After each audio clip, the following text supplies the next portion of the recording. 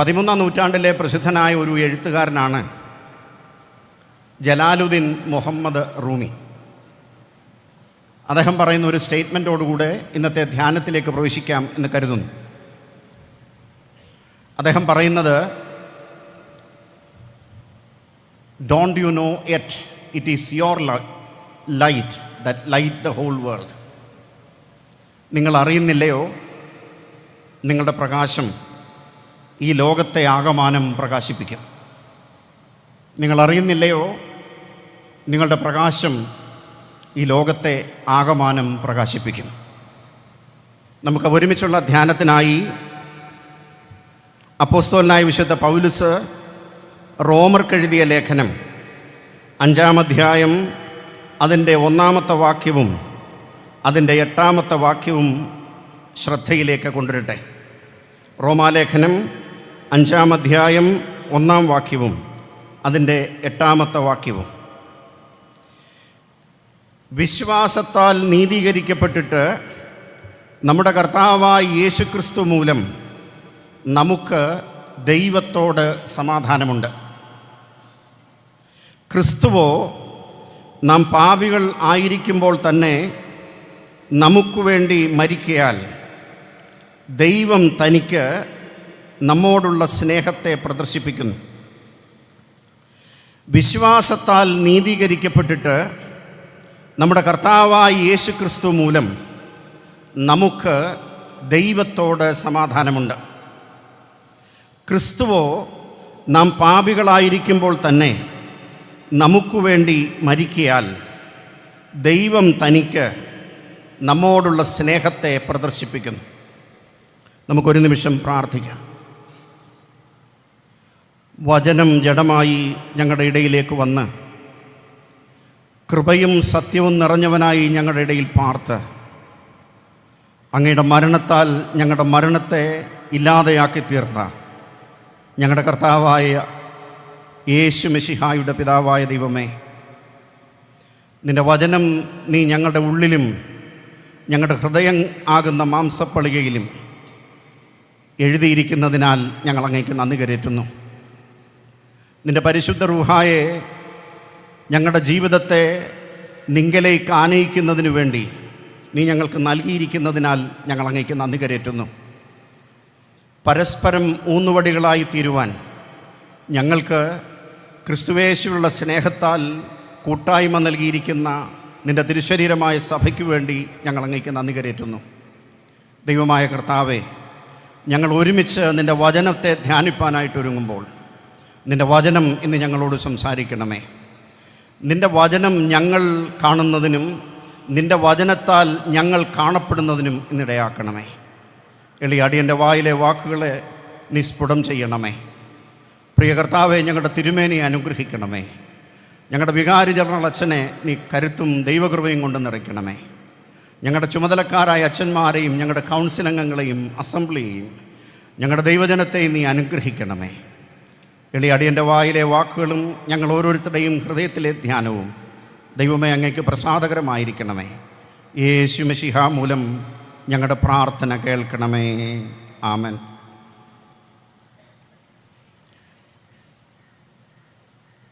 Let the beauty of what you love be in what you do. നിങ്ങൾ സ്നേഹിക്കുന്നതിൻ്റെ മനോഹാരിത നാം ചെയ്യുന്ന ഓരോ പ്രവൃത്തിയിലും നിഴലിക്കണം. നമ്മൾ സ്നേഹിക്കുന്നതിൻ്റെ മനോഹാരിത നിഴലിക്കാതിരിക്കുന്ന ഒരു നട്ടുച്ചയ്ക്ക് കൂരിരുട്ടിൻ്റെ കാലഘട്ടത്തിലാണ് നമ്മൾ ജീവിക്കുന്നത്. മനുഷ്യഹൃദയങ്ങൾക്കിടയിൽ മതിലുകൾ ദിനംപ്രതി പണിതുകൊണ്ടിരിക്കുന്ന ഒരു ദുർഘട സമയത്താണ് നമ്മൾ ജീവിക്കുന്നത്. ആൾക്കൂട്ടങ്ങളുടെ ആക്രോശത്തിൽ സത്യമല്ലാതായിത്തീരുന്ന ഒരു ഇരുണ്ട കാലഘട്ടത്തിലാണ് നമ്മൾ ജീവിക്കുന്നത്. ആൾക്കൂട്ടത്തിന് കണ്ണുകളില്ല, ചെവികൾ മാത്രമേ ഉള്ളൂ എന്ന് ലോകം കാണുന്ന ഒരു ദുർദിനത്തിലാണ് നമ്മൾ ജീവിക്കുന്നത്. വെറുപ്പിൻ്റെ വിത്തുകൾക്ക് നല്ലതുപോലെ വളക്കൂറുള്ള മണ്ണായി തീരുന്ന ഒരു വളക്കൂറുള്ള മണ്ണിലാണ് നമ്മൾ ജീവിക്കുന്നത്. ഈ വലിയ ജ്വരം ബാധിച്ചിരിക്കുന്ന ഈ കാലഘട്ടത്തിൽ നമ്മളോട് ദൈവം തമ്പുരാൻ പറയുന്നത്, don't you know it is your light that light the whole world. നിങ്ങൾ അറിയുന്നില്ലയോ, ഈ പ്രകാശം ഈ ലോകത്തെ പ്രകാശിപ്പിക്കും. നമുക്കറിയാം, ഈ സൃഷ്ടിപ്രപഞ്ചം മനുഷ്യരാശി രൂപപ്പെട്ട കാലം മുതൽ മനുഷ്യരാശി തൻ്റെ ചുറ്റുപാടുമുള്ള ലോകത്തെ നന്നാക്കാൻ ഇറങ്ങിപ്പുറപ്പെട്ടതാണ്. ലോകം നന്നാക്കുവാനായിട്ട് ഇറങ്ങിപ്പുറപ്പെട്ടുവെങ്കിലും ലോകത്തെ നന്നാക്കുവാൻ കഴിയുകയില്ല എന്നുള്ള തിരിച്ചറിവ് ലഭിക്കാത്തവനുമാണ് മനുഷ്യൻ. അതുകൊണ്ടാണ് യെശയ്യാ പ്രവാചകൻ നമ്മളെ ഓർമ്മപ്പെടുത്തുന്നത്, മനുഷ്യൻ്റെ നന്മ പ്രവൃത്തികൾ കറപുരണ്ട തുണി പോലെയാണ്. ലോകത്തെ നന്നാക്കാവുന്നത് എളുപ്പമായിരുന്നുവെങ്കിൽ തീർച്ചയായും ലോകം ഇതിനു മുമ്പേ നന്നായി പോയേനെ. പക്ഷേ ലോകം ചീത്തയായിക്കൊണ്ടിരിക്കുന്നു. ലോകം ചീത്തയായിക്കൊണ്ടിരിക്കുന്നു എന്ന് മനസ്സിലാക്കുവാൻ ബുദ്ധി വേണം. ബുദ്ധി വേണ്ടാതെ തന്നെ ലോകം ചീത്തയായിക്കൊണ്ടിരിക്കുന്നുവെന്ന് മനസ്സിലാകുവാൻ കഴിയുന്ന ഒരു പശ്ചാത്തലത്തിലാണ് നമ്മൾ ജീവിക്കുന്നത്. അതായത്, ഇന്നലത്തെ വർത്തമാനപത്രവും ഇന്നത്തെ വർത്തമാനപത്രവും കൂടെ എടുത്തൊന്ന് നോക്കിയാൽ, ഇന്നലത്തെ വർത്തമാനപത്രത്തിൽ കാണുന്ന തിന്മയേക്കാൾ ഇന്നത്തെ വർത്തമാനപത്രത്തിൽ കാണുന്ന തിന്മ കൂടുതൽ ഇടം പിടിക്കുന്ന കാലമാണ്. ഈ ഒരു കാലഘട്ടത്തിലാണ് കർത്താവിൻ്റെ രക്ഷിത ഗണമെന്നുള്ള നിലയിൽ, കർത്താവിൻ്റെ തിരുശരീരമാകുന്ന സഭയിലെ ദൈവമക്കൾ എന്നുള്ള നിലയിൽ, കർത്താവിനാൽ രക്ഷിക്കപ്പെട്ടവരെന്നുള്ള നിലയിൽ നമ്മളെ ദൈവം തമ്പുരാൻ ഇനി താഴ്വാരങ്ങളിലേക്ക് പറഞ്ഞയപ്പാനായിട്ട് പോകുന്നത്. നമ്മൾ 4 ദിവസം ദൈവത്തിൻ്റെ വചനം കേട്ടിട്ട് പ്രകാശപൂരിതരായിട്ട് നമ്മളിനി താഴ്വാരങ്ങളിലേക്ക് പോവുകയാണ്. ഈ താഴ്വാരങ്ങളിലേക്ക് പോകുമ്പോൾ ഇന്നലത്തെ വർത്തമാനപത്രവും ഇന്നത്തെ വർത്തമാനപത്രവും തമ്മിൽ തിന്മയിൽ കിടപിടിക്കുമ്പോൾ നാളെ ഇതിലും തിന്മയേറിയ ന്യൂസ് കിട്ടണം എന്ന് കരുതുന്ന ഒരു ലോകത്തിലുമാണ് ജീവിക്കുന്നത്.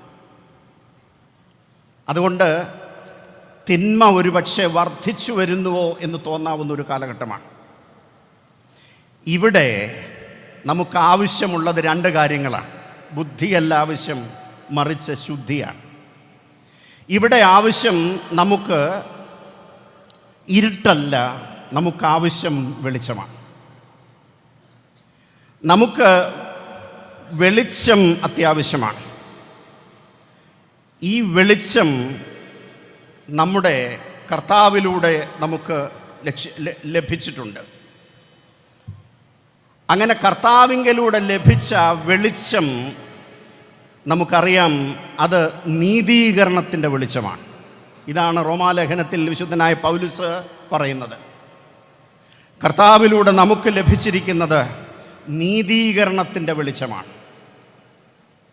വിശ്വാസത്താൽ നീതീകരിക്കപ്പെട്ടിട്ട് നമ്മുടെ കർത്താവായ യേശു ക്രിസ്തു മൂലം നമുക്ക് ദൈവത്തോട് സമാധാനമുണ്ട്.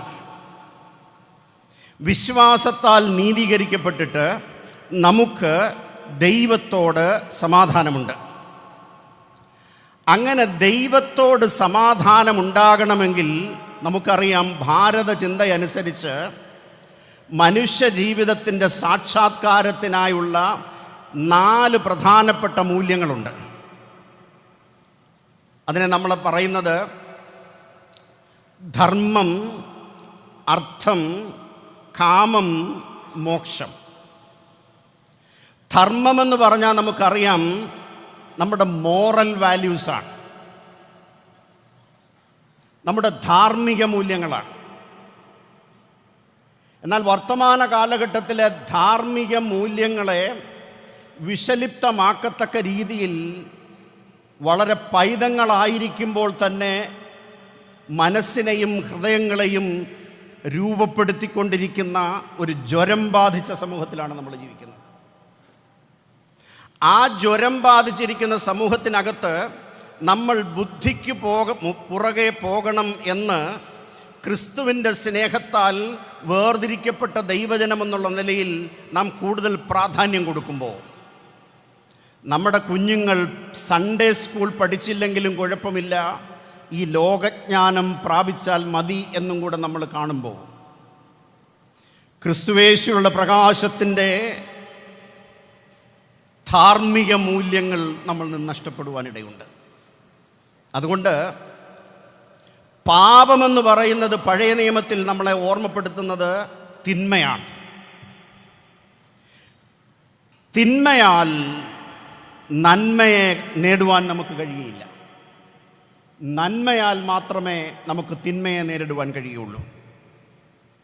അങ്ങനെങ്കിൽ നന്മയാൽ തിന്മയെ നേരിടണമെങ്കിൽ നമുക്ക് യേശുക്രിസ്തുവിലൂടെയുള്ള ഈ നീതീകരണത്തിൻ്റെ സത്യം അതിൻ്റെ എല്ലാ അർത്ഥത്തിലും ഉൾക്കൊള്ളുവാൻ നമുക്ക് കഴിയണം.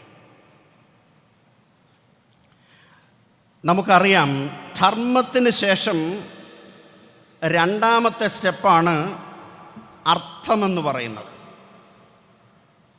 അർത്ഥമെന്ന് പറയുന്നത് നമുക്കറിയാം സാമ്പത്തിക വളർച്ചയാണ്. സാമ്പത്തിക വളർച്ചയ്ക്കകത്ത് ഉണ്ടാകുന്ന മൂല്യബോധമാണ്.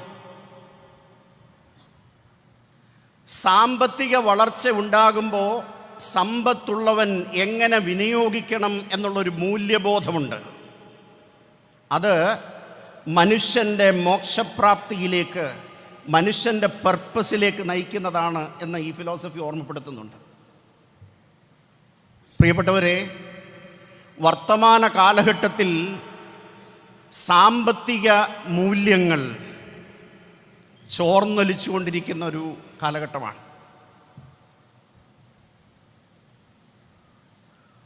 നിങ്ങളിൽ ആരെങ്കിലും ഒരുവൻ വിശപ്പുള്ളവനുണ്ടെങ്കിൽ അവന് ഭക്ഷണം കൊടുക്കണം എന്ന് ദൈവം നമ്മളോട് ഓർമ്മപ്പെടുത്തുകയാണ്. കർത്താവ് പറയുകയാണ്, അന്നാളിൽ ഞാൻ ചെമ്മരിയാടുകളെയും കുഞ്ഞാടുകളെയും കോലാടുകളെയും വേർതിരിക്കും. അങ്ങനെ ചെമ്മരിയാടുകളെയും കോലാടുകളെയും വേർതിരിക്കുമ്പോൾ ഞാൻ സൂക്ഷ്മമായി നോക്കുന്നത് സാമ്പത്തിക മൂല്യവും സാമ്പത്തിക അച്ചടക്കവും നോക്കിയിട്ടുണ്ടോ എന്നുള്ളതാണ്. അതായത് ഉള്ളവനെയും ഇല്ലാത്തവനെയും തമ്മിലുള്ള അന്തരം കുറയ്ക്കുവാൻ നമുക്ക് കഴിഞ്ഞിട്ടുണ്ടോ എന്നുള്ളതാണ്. പടുകുഴിയിൽ കിടക്കുന്ന ഒരുത്തന് നീട്ടിക്കൊടുക്കുവാൻ ഒരു കൈ നമുക്കുണ്ടോ എന്നുള്ളതാണ്.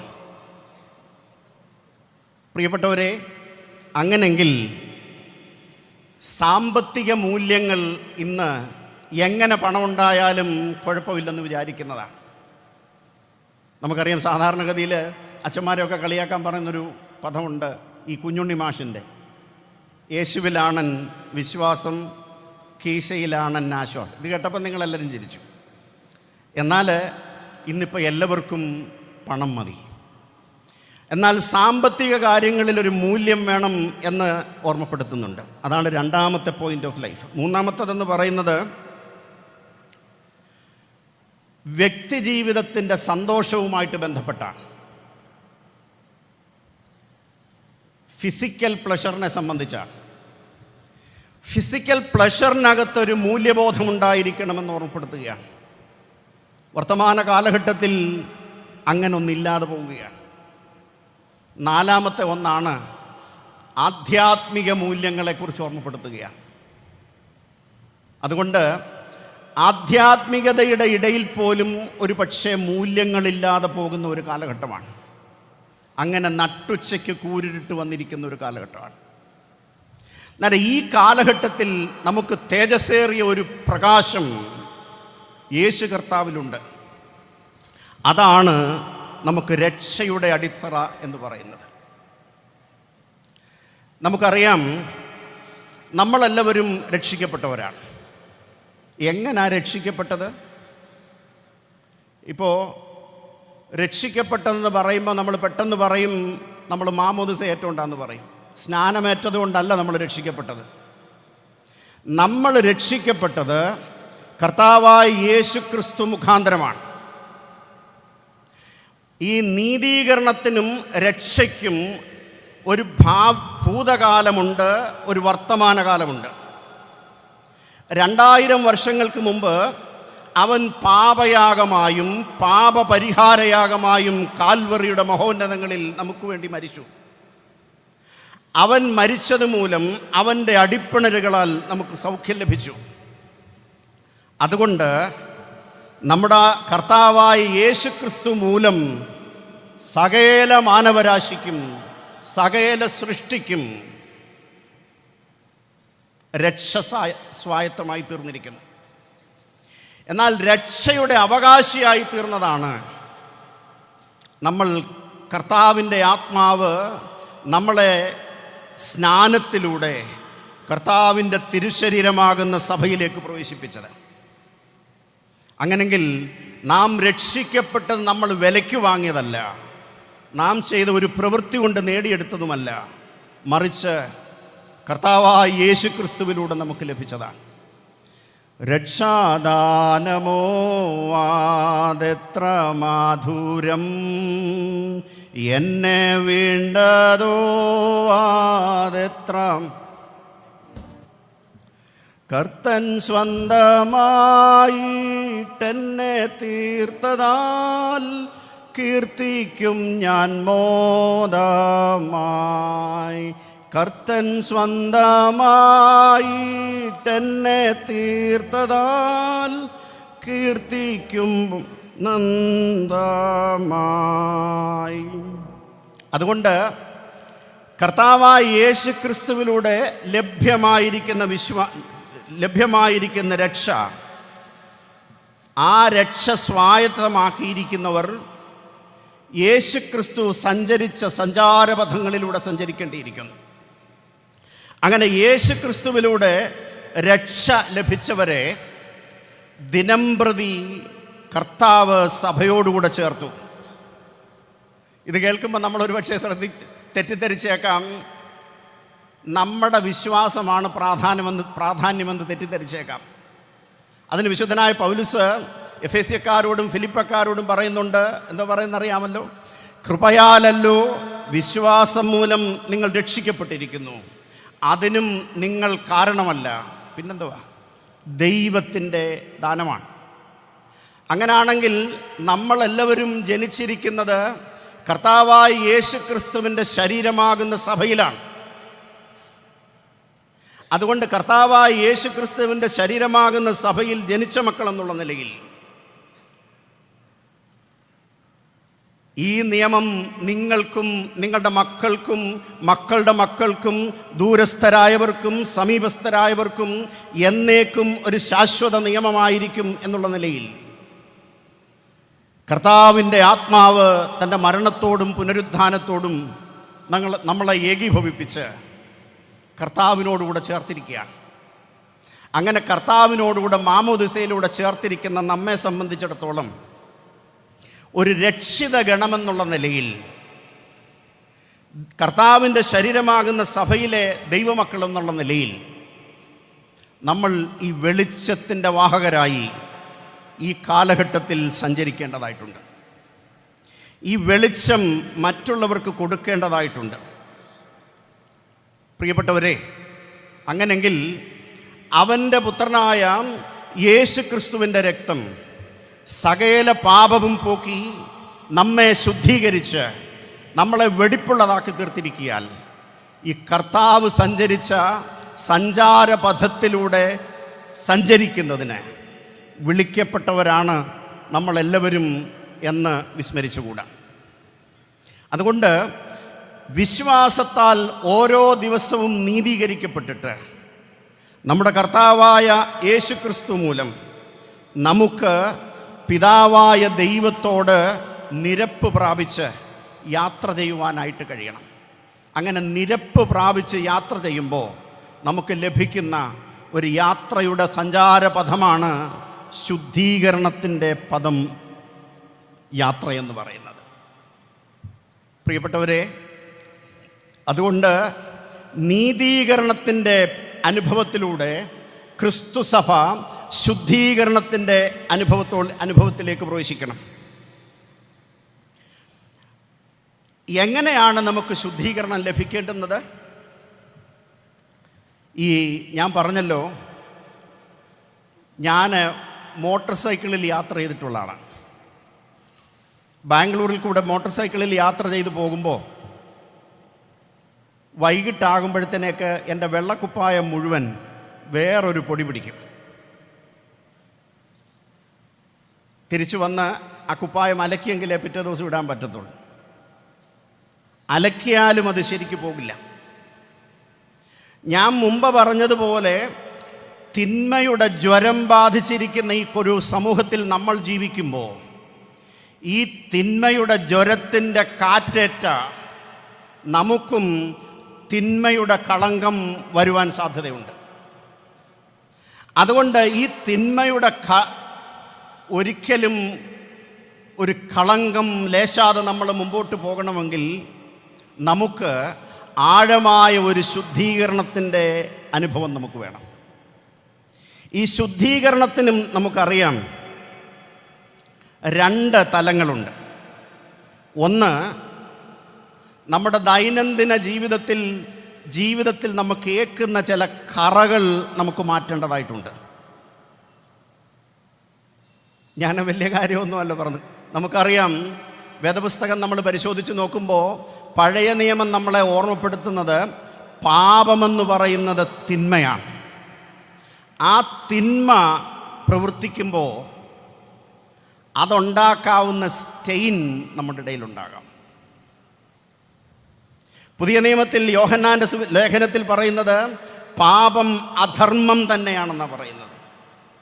അങ്ങനെങ്കിൽ നമ്മളും ഈ ലോകത്തിൻ്റെ കാറ്റേറ്റ് അധർമ്മവും പാപവും ചെയ്യുമ്പോൾ പാപത്താൽ ഉണ്ടാകാവുന്ന കറ നമ്മളെയും ബാധിക്കുവാനിടയുണ്ട്. അതുകൊണ്ട് ഈ പാപത്താൽ ഉളവാകുന്ന കറ മാറണമെങ്കിൽ കർത്താവായ യേശു ക്രിസ്തുവിനാൽ നമുക്ക് ശുദ്ധീകരണത്തിൻ്റെ പാതയിലൂടെ സഞ്ചരിക്കേണ്ടതായിട്ടുണ്ട്. പാപക്കറ നീക്കുവാൻ യേശുവിൻ്റെ രക്തം മാത്രം, പാപബന്ധമാകറ്റാൻ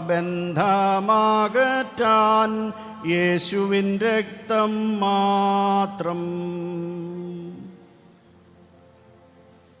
അതുകൊണ്ട് നമുക്ക് പ്രകാശമായി, ലോകത്തിൻ്റെ പ്രകാശമായി തീർന്നിരിക്കുന്ന ഈ കർത്താവിൻ്റെ വഴിയിലൂടെ സഞ്ചരിക്കുവാൻ ഈ സഭയിൽ കർത്താവ് നമ്മളെക്കുറിച്ച് ആഗ്രഹിക്കുന്നു.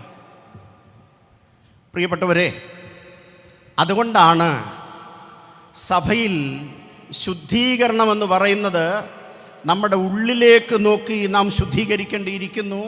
സഭാഗാത്രത്തെ നാം ശുദ്ധീകരിക്കേണ്ടിയിരിക്കുന്നു. ശുദ്ധീകരണത്തിൻ്റെ അനുഭവം നമ്മളിൽ തന്നെ തുടങ്ങേണ്ടിയിരിക്കുന്നു. ഞാൻ പറഞ്ഞു തുടങ്ങിയത് ലോകത്തെ നന്നാക്കാൻ ഈ ലോകമുണ്ടായ കാലം മുതൽ മനുഷ്യൻ തുടങ്ങിക്കൊണ്ടിരിക്കുകയാണ്. പക്ഷേ നാം നന്നാക്കാൻ തുടങ്ങുന്നത് മറ്റുള്ളവരെയാണ്, മറിച്ച് നമ്മളെയല്ല. നമ്മൾ വിമർശിക്കുന്നത് മറ്റുള്ളവരെയാണ്, പക്ഷെങ്കിൽ നാം സ്വയവിമർശനത്തിന് ഒരുമ്പെടാറില്ല.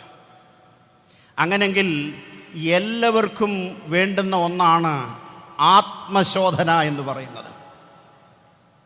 എല്ലാവർക്കും വേണ്ടുന്ന ഒന്നാണ് ആത്മശോധന എന്ന് പറയുന്നത്. എല്ലാവർക്കും വേണ്ടുന്നതാണ് തൻ്റെ ഉള്ളിലേക്കൊന്ന് നോക്കുക എന്നുള്ളത്. തൻ്റെ ഉള്ളിലേക്ക് നോക്കുമ്പോൾ എൻ്റെ ഉള്ളിൽ കർത്താവ് വസിക്കുന്നുവെന്നും കർത്താവ് എന്നിൽ വസിക്കുന്നുവെന്നും നമുക്ക് കാണാനായിട്ട് കഴിയണം. അതാണ് ഇന്ന് യോഹന്നാൻ്റെ സുവിശേഷത്തിൽ നമ്മൾ വായിച്ചു കേട്ടത്. ഞാൻ നിങ്ങളിലും നിങ്ങൾ എന്നിലും വസിച്ചാൽ നിങ്ങൾ വളരെ ഫലം കായ്ക്കും എന്ന് ഓർമ്മപ്പെടുത്തുന്നത്. നമ്മൾ ഇതൊക്കെ വരുമ്പോൾ ചിലപ്പോൾ ഒരു ചില യുക്തി ഉപയോഗിക്കാറുണ്ട്. നമ്മളെല്ലാവരും ഇന്ന് കർത്താവിൻ്റെ തിരുശരീരവും കർത്താവിൻ്റെ തിരുരക്തവും ഭക്ഷിക്കുകയും പാനം ചെയ്യുകയും ചെയ്തവരാണ്. അങ്ങനെ ഭക്ഷിക്കുകയും പാനം ചെയ്യുകയും ചെയ്തവർ നമ്മുടെ ഓരോ സെല്ലിലും കർത്താവുണ്ടെന്നുള്ള ബോധ്യത്തോടു കൂടെ ജീവിക്കേണ്ടുന്നവരാണ്. മിന്നലൂടുത്തവരാരെ കണ്ടാൽ ഭ്രമിച്ചിടുമോ, മൺമയരവനെ ഭുജിച്ചിടുമ്പോൾ മുഖം ശോഭിക്കും. മിന്നലൂടുത്തവരാരെ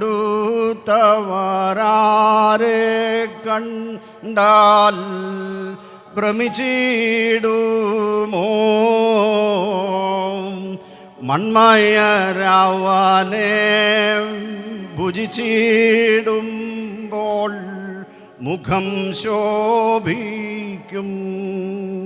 hallelujah hallelujah hallelujah hallelujah hallelujah hallelujah. അതുകൊണ്ട് പ്രിയപ്പെട്ടവരെ, നമ്മുടെ ഉള്ളിലേക്ക് നോക്കി നമുക്ക് ഈ പാപത്തിൻ്റെ വല്ല കറ പറ്റിയിട്ടുണ്ടോ എന്ന് നമുക്ക് നോക്കണം. നമുക്കറിയാമല്ലോ, ലേഡി മാക്ബത്തിൻ്റെ കഥ നമുക്കറിയാം.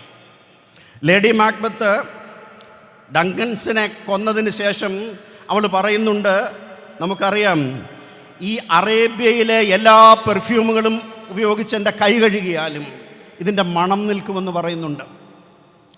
അതുകൊണ്ട് നമ്മെ സംബന്ധിച്ചിടത്തോളം ഇന്ന് ഈ കൺവെൻഷൻ കഴിഞ്ഞ് നമ്മുടെ ഭവനങ്ങളിലേക്ക് പോകുമ്പോൾ നമ്മെ കളങ്കപ്പെടുത്തുന്ന എന്തെങ്കിലും കറകളുണ്ടെങ്കിൽ ഇന്നിവിടെ കുഴിച്ചിട്ടിട്ട് പോകുവാൻ കഴിയണം. അവൻ്റെ പുത്രനായ ക്രിസ്തുവിൻ്റെ രക്തം സകല പാപവും പോക്കി നമ്മെ ശുദ്ധീകരിക്കുന്നു.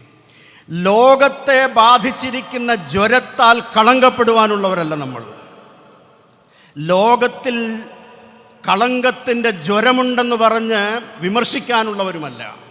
മറിച്ച് ലോകത്തിൻ്റെ ജ്വരത്തെ നമ്മുടെ കർത്താവായ യേശുക്രിസ്തുവിലൂടെ വെളിപ്പെട്ട സ്നേഹത്തിൻ്റെ തീജ്വാലയാൽ പ്രകാശിപ്പിക്കുവാൻ വേണ്ടിയുള്ളവരാണ്. അതുകൊണ്ട് ഈ ഒരു ബോധ്യത്തോടുകൂടെ നമുക്ക് പോകുവാനായിട്ട് കഴിയണം. പ്രിയപ്പെട്ടവരെ, എനിക്ക് തന്നിരിക്കുന്ന സമയമൊക്കെ തീരാറായി. അതുകൊണ്ട് ഞാൻ കൂടുതൽ ദീർഘിപ്പിക്കുന്നില്ല.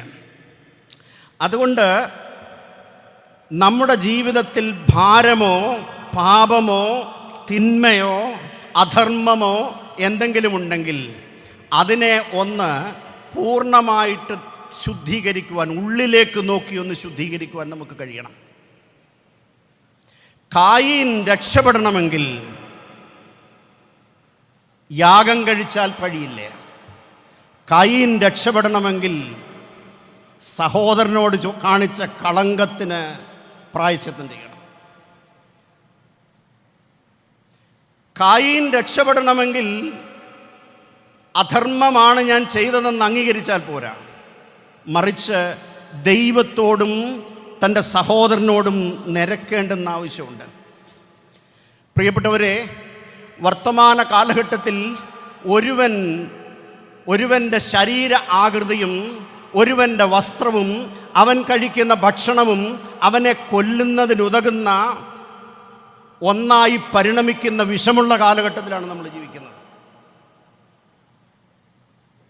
ആ വിഷമുള്ള ജീവിത കാലഘട്ടത്തിനകത്ത് യേശുക്രിസ്തു കാണിച്ച സ്നേഹത്തിൻ്റെ പാത കാണിച്ചു കൊടുക്കുവാൻ കഴിയണം.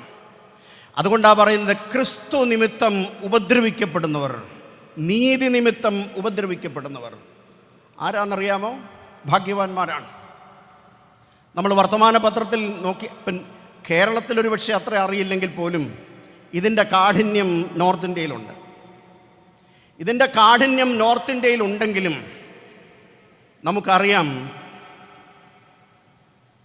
ഈ ക്രിസ്തുവിൻ്റെ വെളിച്ചത്തിൽ നിലകൊള്ളുവാൻ നമുക്ക് കഴിയുന്നതിൻ്റെ കാരണം ആന്തരികമായി ശുദ്ധീകരിച്ചു കൊണ്ടിരിക്കുന്ന ഒരു സഭയായതുകൊണ്ടാണ്. അതുകൊണ്ട് നമുക്കാവശ്യം ആന്തരിക ശുദ്ധിയുള്ള ശുദ്ധീകരണത്തിൻ്റെ പാതയിലൂടെ നമുക്ക് പോകുവാനായിട്ട് കഴിയണം. പ്രിയപ്പെട്ടവരെ, അങ്ങനെ ശുദ്ധീകരണത്തിൻ്റെ പാതയിലൂടെ നമ്മൾ മുമ്പോട്ട് പോകുമ്പോൾ ഈ ശുദ്ധീകരണത്തിൻ്റെ പാതയ്ക്ക് ഒരു വർത്തമാനകാല തലമാണുള്ളത്. ഈ വർത്തമാനകാല തലത്തിൽ നമ്മുടെ കുറവുകളെ ഒന്നൊന്നായി കണ്ട് ഏറ്റുപറഞ്ഞു പോകണം. അങ്ങനെ കുറവുകളെ ഒന്നൊന്നായി കണ്ട് ഏറ്റുപറഞ്ഞു പോകുവാൻ വേണ്ടിയാണ് കർത്താവ് തന്നെ കാണിച്ചു കൊടുത്ത രാത്രിയിൽ അപ്പമെടുത്ത് സ്തോത്രം ചൊല്ലി നുറുക്കി, എന്നിട്ട് പറഞ്ഞു, ഇതെൻ്റെ ശരീരം, ഇതെൻ്റെ ഓർമ്മയ്ക്കായി ചെയ്യുവീനെന്ന് പറഞ്ഞു. നിങ്ങൾ കൂടി വരുമ്പോഴൊക്കെയും ഇത് എൻ്റെ ഓർമ്മയ്ക്കായി ചെയ്യുവീനെന്ന് പറഞ്ഞു. അതിൻ്റെ കാരണം, നമ്മൾ കളങ്കമുള്ള ഈ ലോകത്തിൽ ജീവിക്കുമ്പോൾ നമ്മുടെ അങ്കികൾ കളങ്കത്തിൻ്റെ കറ പിടിക്കുവാൻ സാധ്യതയുണ്ട്. അതുകൊണ്ട് നമ്മുടെ കുറവുകളെ ദിനംപ്രതി ശുദ്ധീകരണത്തിൻ്റെ പാതയിലൂടെ കൊണ്ടുപോകേണ്ടതായിട്ടുണ്ട്. അതുകൊണ്ടാണ് നമ്മുടെ പിതാക്കന്മാർ നമ്മളെ ഓർമ്മപ്പെടുത്തിയത് ബുധനാഴ്ച ഉപവാസത്തോടുകൂടെ പ്രാർത്ഥിക്കണമെന്ന് ഓർമ്മപ്പെടുത്തിയത്. കാരണം ബുധനാഴ്ച നമ്മുടെ കർത്താവിനെ കാണിച്ചു കൊടുത്ത രാത്രിയാണ്. വെള്ളിയാഴ്ച ഇത് പഠിപ്പിച്ച എൻ്റെ വന്യ ഗുരുനാഥൻ എ ടി ഫിലിപ്പച്ചൻ ഇവിടെ ഇരിപ്പുണ്ട്. വെള്ളിയാഴ്ച ഉപവസിക്കണമെന്ന് നമ്മളോട് പറഞ്ഞു, ഉപവസിച്ച് പ്രാർത്ഥിക്കണമെന്ന് പറഞ്ഞു. അതിൻ്റെ കാരണം നമ്മുടെ കർത്താവ് പാപയാഗമായും പാപപരിഹാരയാഗമായും ഒരു സ്കേപ്പ് ഗോട്ടായി തീർന്ന ദിവസമാണ്. ഞായറാഴ്ച ഉയർപ്പിൻ്റെ ആഘോഷം ആഘോഷിക്കണമെന്ന് പറഞ്ഞു. അതിൻ്റെ കാരണം എല്ലാ ദിവസങ്ങളിൽ വലുത് ഞായർ ദിനം തന്നെ, ഇഹ പാരലോകവാസികളും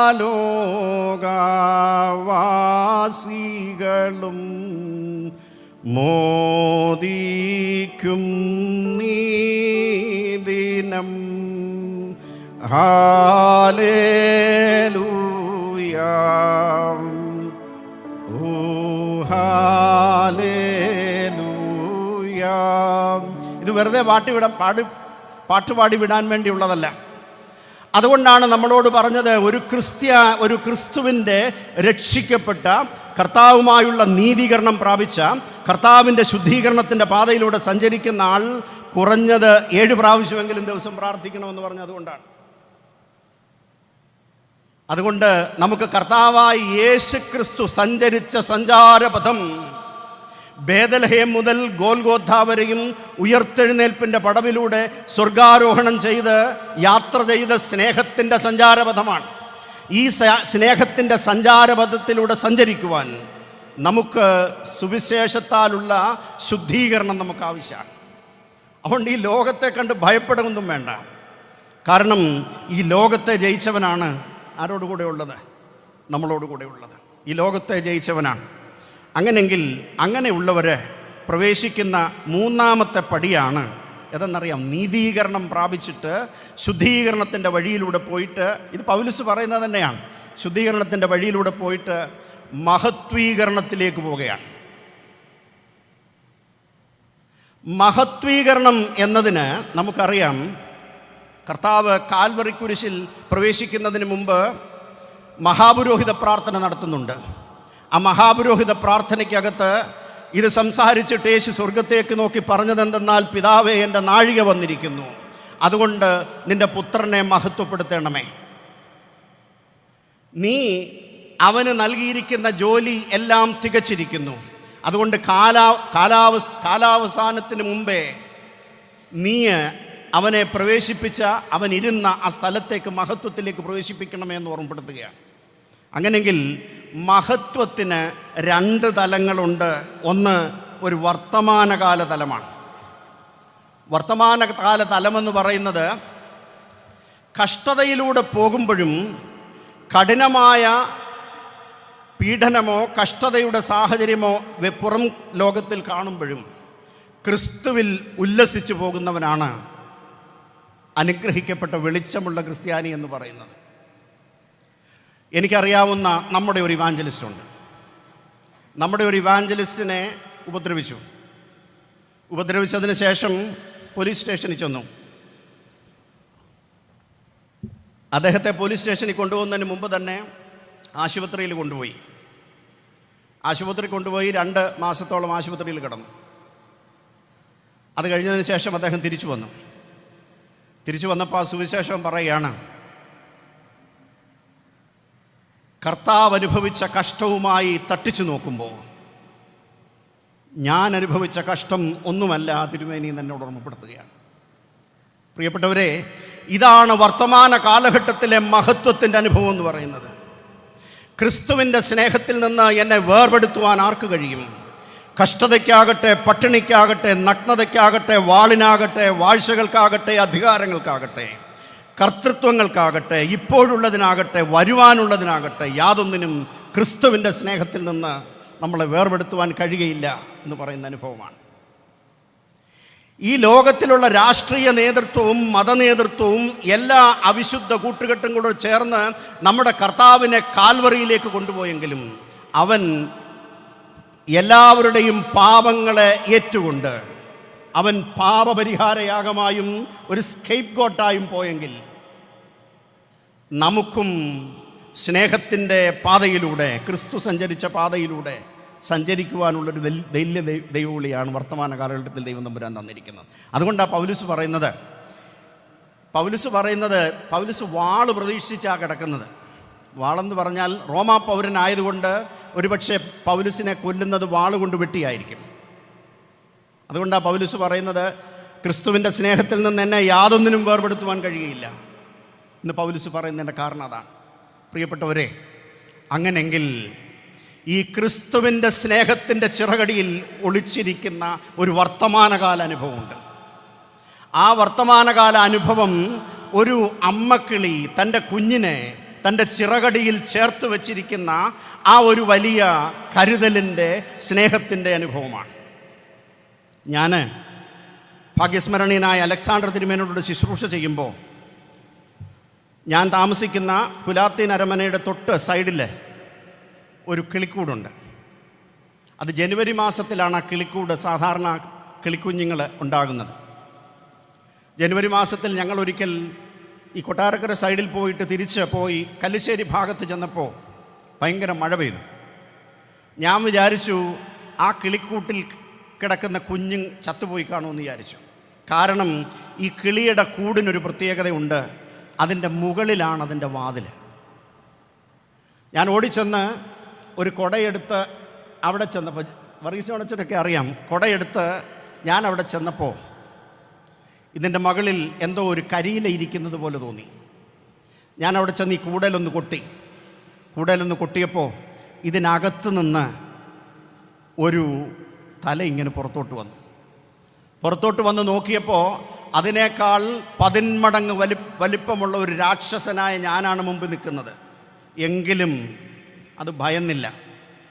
അത് ഭയക്കാതെ വീണ്ടും ആ തല ആ കൂടിനകത്തോട്ട് വെച്ച് ചിറക് വിരിച്ച് അവിടെ കിടന്നു. തൻ്റെ ചിറകിൻ്റെ കീഴിൽ കുഞ്ഞിനെ പരിപോഷിപ്പിക്കുകയാണ്. പ്രിയപ്പെട്ടവരെ, മഹത്വീകരണം എന്ന് പറയുന്നത് ക്രിസ്തുവിൻ്റെ സ്നേഹത്താൽ കർത്താവിൻ്റെ തിരുശരീരമാകുന്ന സഭയിൽ ലോകത്തിന് പ്രകാശം കൊടുക്കുവാൻ ഇപ്രകാരം വിളിക്കപ്പെട്ടവരാണ് നമ്മൾ ഓരോരുത്തരും. ഇത് മഹത്വത്തിൻ്റെ ഓരോ പടിയാണ്. പിതാവേ, എൻ്റെ നാഴിക വന്നിരിക്കുന്നു, നീ പുത്രനെ മഹത്വപ്പെടുത്തേണ്ടുന്നതിന് നീ പുത്രനെ മഹത്വപ്പെടുത്തണമേ എന്ന് പ്രാർത്ഥിക്കുകയാണ്. അതുകൊണ്ട് അതിനൊരു വർത്തമാനകാലമുണ്ട്, അതോടൊപ്പം തന്നെ അതിനൊരു ഭാവി കാലവുമുണ്ട്. ആ ഭാവി കാലമാണ് നമുക്കറിയാം കുരിശിലേക്കുള്ള യാത്ര. ആ ഭാവി കാലം കുരിശിലേക്ക് യാത്ര ചെയ്തെങ്കിലും 3-ാമത്തെ ദിവസം ആ സ്ത്രീകൾ അതികാലത്ത് കല്ലറയ്ക്ക് ചെന്നപ്പോൾ അതാ കല്ലറകളെ മാറ്റിയിട്ട് കർത്താവ് ഉദ്ധാനം ചെയ്തിരിക്കുന്നു. ആ ഉദ്ധാനം ചെയ്ത കർത്താവ് സ്വർഗത്തിലേക്ക് പോകുന്നതിന് മുമ്പ് തൻ്റെ തിരുജനത്തോട് പറയുന്നു, എന്താ പറയുന്നറിയാമോ? സ്വർഗത്തിലും ഭൂമിയിലുമുള്ള സകല അധികാരവും ഞാൻ നിങ്ങൾക്ക് തരുന്നു. ആകയാൽ നിങ്ങൾ പുറപ്പെട്ട് എന്ത് ചെയ്യണം? പിതാവിൻ്റെയും പുത്രൻ്റെയും പരിശുദ്ധ റൂഹായുടെയും നാമത്തിൽ സ്നാനം കഴിപ്പിച്ചും ഞാൻ നിങ്ങളോട് കൽപ്പിച്ചതൊക്കെയും പ്രമാണിച്ചും കൊണ്ട് സകല ജാതികളെയും എന്തോ ചെയ്യണം? ശിഷ്യരാക്കിക്കൊള്ളണം. അങ്ങനെ കർത്താവ് ആ സ്നേഹത്തിൻ്റെ ജ്വാല വിദ്വേഷത്തിൻ്റെ ജ്വരമുള്ളിടത്ത് കത്തിക്കുകയാണ്. ആ സ്നേഹത്തിൻ്റെ ജ്വാല അങ്ങോട്ട് കത്തിച്ചത് കൊണ്ടാണ് നമുക്കറിയാം ലോകമെമ്പാടും ഈ ക്രിസ്തുവിൻ്റെ സ്നേഹത്തിൻ്റെ ചാലകശക്തികളായി തീരുന്നതിന് കർത്താവിൻ്റെ തിരുശരീരമാകുന്ന സഭയിൽ നമുക്ക് കഴിയുന്നത്. പ്രിയപ്പെട്ടവരെ, അങ്ങനെങ്കിൽ ഈ സഭ നാളെ മഹത്വീകരണത്തിൻ്റെ അതിൻ്റെ പാരമ്യത്തിലേക്ക് നോക്കിയിരിക്കുകയാണ്. എന്താണെന്നറിയാമോ? ഞാൻ പോയതുപോലെ അവൻ വീണ്ടും വരും. കർത്താവ് താൻ ഗംഭീരനാദത്തോടും പ്രധാന ദൂതൻ്റെ ശബ്ദത്തോടും ദൈവത്തിൻ്റെ കാഹളത്തോടും കൂടെ വരുമ്പോൾ ക്രിസ്തുവിൽ മുമ്പേ മരിച്ചവർ ഉയർത്തെഴുന്നേൽക്കും. പിന്നെ ജീവനോടെ ശേഷിക്കുന്ന നാം അവനെ എതിരേൽപ്പാനായി മേഘങ്ങളിൽ എടുത്തുകൊള്ളപ്പെടും. ഇത് നമ്മുടെ ആഴമായ വിശ്വാസമാണ്, ആഴമായ പ്രത്യാശയാണ്. എന്ന് പറഞ്ഞാൽ വർത്തമാന കാലഘട്ടത്തിലെ പുകപടലങ്ങൾക്ക് ഞങ്ങളുടെ വിശ്വാസത്തെ തളർത്താൻ കഴിയുകയില്ല എന്ന് നമ്മളെ ഓർമ്മപ്പെടുത്തുന്നതാണ്. പ്രിയപ്പെട്ടവരെ, അങ്ങനെങ്കിൽ വർത്തമാന കാലത്തെ മഹത്വമില്ലാതെ ഭാവി കാലത്തെ മഹത്വം നമുക്ക് കിട്ടണമെന്നില്ല. അങ്ങനെങ്കിൽ വർത്തമാന കാലഘട്ടത്തിൽ ശുദ്ധീകരണത്തിൻ്റെ വഴിയിലൂടെ മഹത്വത്തിലേക്ക് നമ്മൾ പോകണം. അങ്ങനെ പോകുമ്പോൾ നമുക്ക് കർത്താവിനോടുകൂടെ എന്തോ ചെയ്യും? മഹത്വത്തിൽ ജീവിപ്പാനായിട്ട് കഴിയും. ഇനി നമ്മൾ താഴ്വാരങ്ങളിലേക്ക് പോവുകയാണ്. ഈ താഴ്വാരങ്ങളിലേക്ക് പോകുമ്പോൾ let the beauty of your light, let the beauty of what you love be in what you do. നമ്മൾ സ്നേഹിക്കുന്നതിൻ്റെ മനോഹാരിത നമ്മൾ പ്രവർത്തിക്കുന്നതിനകത്ത് കാണണം. Don't you know yet it is your light that light the whole world? നിങ്ങൾ അറിയുന്നില്ലയോ ഈ പ്രകാശത്തിന് ലോകത്തെ പ്രകാശിപ്പാനായിട്ട് കഴിയും? ഇതാണ് ജവഹർലാൽ നെഹ്റു പറഞ്ഞത്. ജവഹർലാൽ നെഹ്റു പറഞ്ഞത് ഈ മഹത്വത്തിലേക്കുള്ള യാത്രയിൽ നിന്ന്, വേറൊരർത്ഥത്തിൽ അദ്ദേഹം പറഞ്ഞത് മഹത്വത്തിലേക്കുള്ള യാത്രയിൽ നിന്ന് ക്രിസ്ത്യാനികളെ തടസ്സപ്പെടുത്താൻ കഴിയില്ലെന്ന് അദ്ദേഹം പറഞ്ഞത് കൊണ്ടാണ്. അതുകൊണ്ട് നമുക്ക് കർത്താവിനോടുകൂടെ ഇന്ന് മഹത്വത്തിൽ ജീവിച്ച് മഹത്വത്തിൻ്റെ പദവികളിലേക്ക് മുമ്പോട്ട് പോകാം. ആ മുമ്പോട്ടുള്ള യാത്രയ്ക്കകത്ത് ഈ കർത്താവിൻ്റെ തിരുശരീരമാകുന്ന സഭയിൽ നമുക്ക് പ്രാർത്ഥിച്ചും ഉപവസിച്ചും കർത്താവിൻ്റെ തിരുശരീരം ഭക്ഷിക്കുകയും പാനം ചെയ്യുകയും ചെയ്തു കൂട്ടായ്മ ആചരിച്ചും നമ്മൾ മുമ്പോട്ട് പോകുമ്പോൾ, കരുതലുള്ള സമൂഹമായിട്ട് മുമ്പോട്ട് പോകുമ്പോൾ നാം കരുതലുള്ളവരായി തീരുവാനും മറ്റുള്ളവരെ കരുതുവാനും സ്നേഹത്തിൻ്റെ വറ്റാത്ത നേരുറവകളായി തീരുവാനും നമുക്ക് കഴിയും. രാജാധിരാജൻ മഹിമയോടെ വാനമേഘത്തിൽ എഴുന്നള്ളറായി, രാജാധിരാജൻ മഹിമയോടെ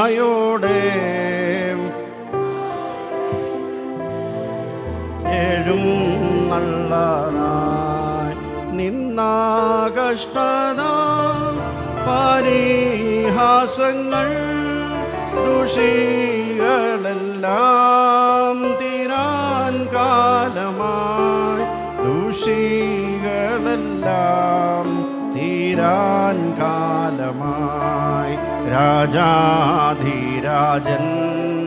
മഹിമയോടെ വാനമേഘത്തിൽ എഴും